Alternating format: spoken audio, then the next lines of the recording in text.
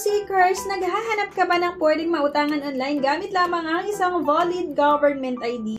May mga pangangailangan ka ba at nagwo-worry ka kasi parating na yung due dates mo sa iba't ibang mga bills? Introducing Cash Express mga kalon seekers. At itong Cash Express nga is your instant online loan solution. So pwede ka mag-apply nga gamit lamang ang isang valid government ID, wala itong collateral, wala ding guarantor, walang loan lines at no paperwork. So 100% online yung pag-apply natin dito, kaya just a few taps and you're done in minutes. Dito nga sa Cash Express, pwede kayong umutang hanggang 20,000 pesos, pero kapag first time mo na manghiram dito, hanggang 12,000 pesos ngayong pwede lang natin na mahiram.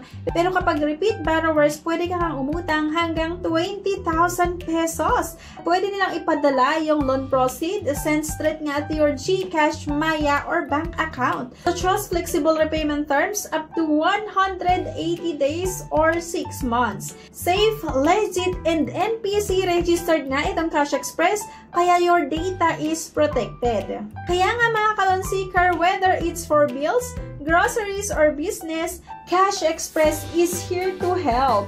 So kung kailangan mo ng cash fast, and pwede ka na mag-apply dito and get result in as little as 15 minutes. Pero disclaimer lang mga kalon seekers, try or apply at your own risk. Ugaliin natin na basahin yung mga terms and condition bago natin utangan.